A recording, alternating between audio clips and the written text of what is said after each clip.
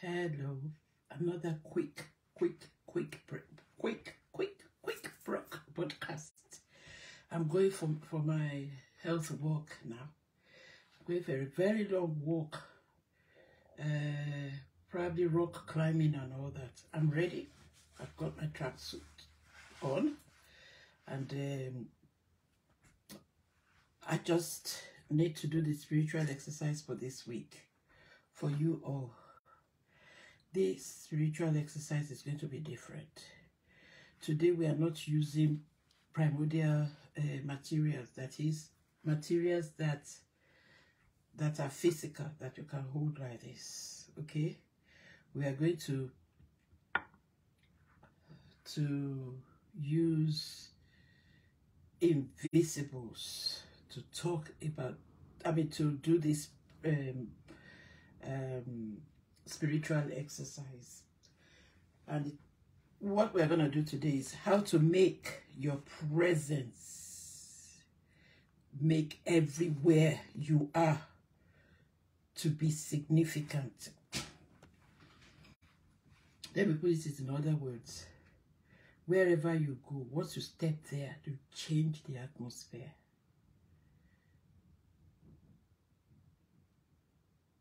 Okay, I just got a message there.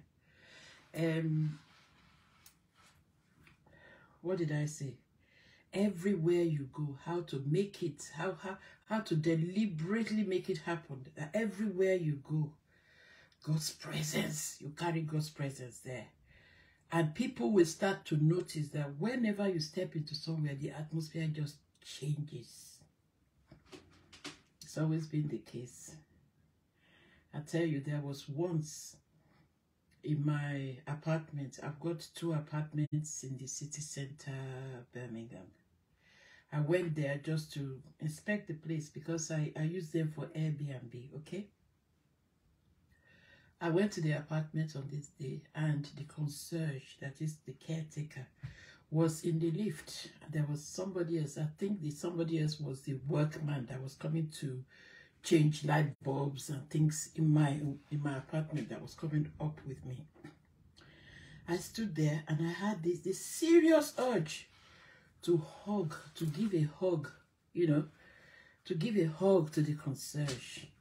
The concierge is not a stranger to me, They all look at me like, oh, that lovely woman, that God woman. I looked at him. He's tall, about 6'4". Very handsome man, and I didn't even think, for anybody to have a wrong impression or so. It just came to me then to hug him. And I said, Ivan. His name is Ivan. I said, Ivan, I just feel like hugging you. As I said it, I just grabbed him, hugged him, and placed my head on his chest. Maybe stomach, I don't know, because it's quite tall. And he let me. And the workman that was there in the lift didn't even think anything of it. We came out. And when the workman was still working in the apartment, I went to the second apartment to sit down and relax and do some work, And Ivan came running to the apartment. Yvonne, I said, yes. He said, you hugged me. And do you know I've been hemorrhaging. He wasn't even shy to say it. He said, I've been hemorrhaging. That I had to wear a pad. He said, I went to the toilet. I had this strong urge to go to the toilet. And I went, and there was no blood. And I'm fine. The pain is gone. And I said, glory to God. Thank you, Lord. See, I know there's something about you. I know there's something about you. That can be you. That can be you. If you're not shy, if you're not going to if you're not going to be too self-centered as to say, I'm shy, I'm shy, I'm shy. If you're not that self-centered, God may use you. And you know, this word, you say, God use me, God use me. You know, it's something else that I really need to talk about one day. You know, you've got to be available, and you've got to decide that you are instrument for God before you will start seeing God using you. So today we are doing this. We are going to do this spiritual exercise. How to make your presence, make everywhere you are to be significant. That is, you carry the presence of God somewhere and you change the atmosphere all the time. How to be in demand. How to have people just want to be with you, want to be around you. Okay, we are physical beings because you see me now. I'm talking, my voice, you know, I'm using my 5 senses, you know, to talk to you. And for me to be able to talk, I've got to use my mind, will, and emotion. Those are the invisible aspect of me. The visible is this physical, okay? The invisible aspect of me is my will, my mind, and my emotion, which is in the mind, in the soul, Your soul is invisible, your body is visible, and your spirit man is invisible. The third one is the energy. So you are physical, you are psychological, and then you are energy. I can say that there are 3 dimensions to you: the physical, the psychological, and the energy. The energy of life, okay? Your body behaves differently to your mind. Your body, this body behaves differently to your soul, to your will, your mind, will, and emotion, okay? And your soul behaves similar, but in a different level, at a different level to your spirit man. Your soul uses the 5 senses and uses discernment and stuff like that. But your spirit man doesn't even use any of this. Your spirit man is the truth, is everything that ever is. Because your spirit man is exactly like God, as pure as God, as holy as God, and lives in God. When you see the spirit of God and your spirit man, you cannot tell the difference. That is for people whose spirits have been regenerated. So if you are born again, believe it, your spirit man. If you don't feel like what I'm saying is the correct thing, it's because you haven't allowed, your soul is still very strong, you know, and it's not allowing your spirit man to do his work in you. But once you allow the spirit man, you realize that the spirit man himself is who you are. Your soul is an instrument, and your body is definitely an instrument. So now you've got to rearrange. You've got to rearrange them. Your physical, your psychological, and your life energy. You've got to rearrange them in order of significance. If how significant they are now is that your physical is more significant to you, if your body is most dominant, that is, your physical is more more significant to you, that is, if your body is the most dominant force, if your physical life is the most dominant force, it will eat, drink, seek after pleasures and conveniences. Okay? So eating, sleeping, health, your looks will be most important to you. And people will see you and they will say, oh, that person really looks after her body. That person really eats. That person really makes love. He can sleep with 10 women at the same time. Or she can conveniently manage 4 men a day. That is physical. Okay? That means the significance for such a person who lives her life according to her flesh, according to her physical being, is the significance for that person is his physical. If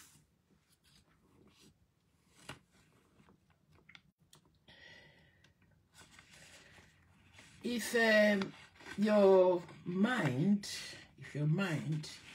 that is to say, if your soul, I told you soul and your spirit man are similar but operate differently until the spirit man gets hold of your soul. Then your soul will be identical as well. But that is not the story. That is not the spiritual exercise we are doing now. I'm just explaining this so that we go straight into the spiritual exercise. If your mind is most dominant, you'll be so confused most of the time. You know why? The physical, if it's dominant, is in the realm of distraction. There are too many things out there, you know, too many things. So you are really distracted. And if it's your mind that is dominant, then you'll be so confused because you have too many desires. So you'll be confused most of the time. You have too many emotions. Emotion upon emotion, different kinds of emotion. They are also conflicting and never complementary to one another. All your emotions are never helping the other. They are all standing alone. So you choose which one to implement at any time. But the other is ready to kick in and to disrupt whichever one you are concentrating on. That's why they say the mind is very, very powerful and it could be destructive. Okay? So they are also conflicting and they are never complementary to one another, except to follow the body's strong activities. As the mind, as your soul is so confused now because there are too many distractions in the body and there is too many emotions up there, desires and so on. Yes, it can conform, it can obey, it can complement, it can support the physical. But the soul, with its desires, does not support itself. It's always eating up itself. But it can support the body. Can you see that? It means that whoever doesn't have God, their soul is subject to the external world. They see problems and they just don't see the way out. They say under this circumstance, when they talk, you will know that these ones are terribly, terribly in captivity. You will know that they are imprisoned by the affairs of the world. You will always hunger for freedom when that is the case, okay? You will imitate your surrounding. You will react to your own surrounding. Human mind is never satisfied. Remember Proverbs 27 verse 20. What does it say? It says, hell and destruction are never full. So the eyes of man are never satisfied. So there you can never get satisfaction. I can get no satisfaction. I think the Beatles sang it. If they didn't, I'm sorry. Yeah. You can get no satisfaction if, you know, if those are the dominant forces in your life. If your mind is more significant to you, or if your physique is more significant to you, you can never get satisfaction. Both ways, you are a slave. You are satisfying flesh and you are satisfying mind. Therefore, make your life energy the first thing. That is the only way you can be set free. After all, the Bible says, have the mind of Christ. I'm going somewhere with this. Just follow me. It is the most dominant. It is the most dominant of body and mind and minor. Okay? the energy, the life energy. I told you, you have the physical, you have the psychological, and you have the energy. The life energy is the most, is the most powerful, and make it the most dominant. See, the life energy is what you want to pay attention to. It's just like saying to you that you get your identity right. If you are identifying with your body, it's wrong identity. If you are identifying with your mind, it's wrong identity. If you are identifying with the physical, it's wrong identity, because that's not you. If you are identifying with psychology, it's not you. What is you is your spirit man. And your spirit man is the life energy. God breathed into man, didn't he? And he became a living being. He wasn't living until God breathed. So that breathing into you, that life energy, is make that more dominant in your life, and you conquered everything. Okay. So, okay. Wherever you sit or are is now insignificant. So whatever is happening around you is now insignificant. What is significant is that life energy. As life, you are significant. Whatever you do is fantastic. Life energy, not the psychology, not the realm of distraction, and not the realm of desire. If your body is significant, you just want to serve your body. You just want to serve your body. I wrote everything down. That's why I'm so that I can finish this in good time. Okay. You just want to serve your body. So you'll just be eating, you'll be sleeping, you'll be having sex, and you are taking the life of most people to hell if you do that, because you are not now serving the purpose that God has created you to serve. The psychological nonsense endlessly is going on.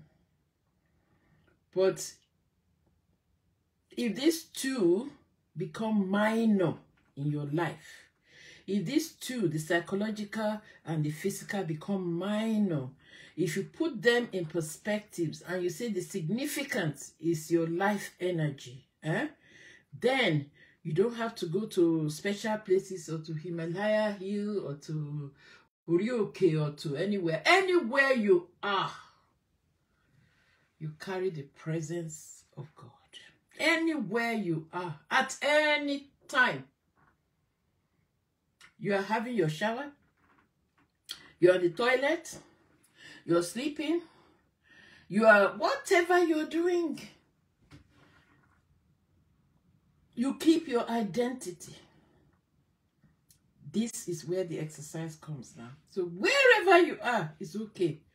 Because your presence makes that surrounding significant. Your presence. So the exercise now is for you to say this. And I want you to say it 101 times in the morning, 101 times in the afternoon, 101 times in the evening for the rest of the week. Say this. I am the power and the presence of God, creating everything in my consciousness, in my awareness.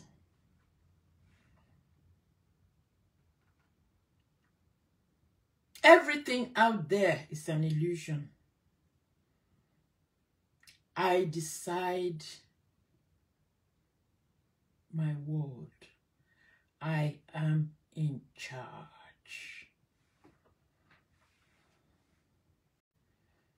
If you say this many, many times, 100 times morning, 101 times in the afternoon, 101 times in the evening, it will still work, but it will work. And you will see that something has shifted and something has changed in your life. That depression doesn't stay as long as it used to and so on. But that's not what I'm asking you to do. I'm asking you to understand, to come to an understanding of why you are saying this thing. So throughout the week, I will drop a voice message all the time to explain to you why you are the power and the presence of God creating everything in your consciousness, in your awareness. So I want you to say it. I am the power and the presence of God creating everything in my awareness. If I'm aware of it, I created it. If I am aware of this, I created it. If I am aware of that, I created it. I am the power and the presence of God creating everything in my awareness. So all I want you to say now is, I am. Say it. I am the power, and the presence of God, creating everything in my awareness. Go back again and say it again. I am the power and the presence of God creating everything in my awareness. I am the power and presence of God creating everything in my awareness. You can say it as fast as you want. That it will not even not have any meaning to you. But what you're doing is you are dropping it into your subconscious. Once it gets into your subconscious believes it. You act according to that and you see atmospheres. You start to be an atmosphere changer. That is the spiritual exercise for today and for this week. I am the power and the presence of God creating everything in my consciousness. I have a counter. I'll just be using the counter. I'm the power and the presence of God creating everything in my consciousness. I'm the power and presence of God creating everything in my awareness. I'm the power and presence of God creating everything in my awareness. I am the power and the presence of God creating everything in my awareness. I am the power and the presence of God. If you have testibill or if you have rosary, you can use it. If you are counting in any other way, don't count by putting strokes, because that distracts you. You want this thing to sit into your subconscious. You don't want to be aware of anything when you're saying it. You just want to be aware of what you are saying. Okay? So close your eyes, sit down and say, I am the power and presence of God creating everything in my awareness. I'm the power and the presence of God creating everything in my awareness. I'm the power and the presence of God creating everything. Use your counter, use your testibill, use your rosary. And count 101 times in the morning, 101 times in the afternoon, 101 times in the evening. And I'll be sharing, I'll be coming over to give you a little bit of guidance, throughout the week, to remind you and to let you know why you are the power and the presence of God creating everything in your consciousness. Whether you believe it or not, it will work. But I want you to understand why it works. That's why I'm doing all this talk. I'll see you. God bless you. I love you. Mwah. Love you.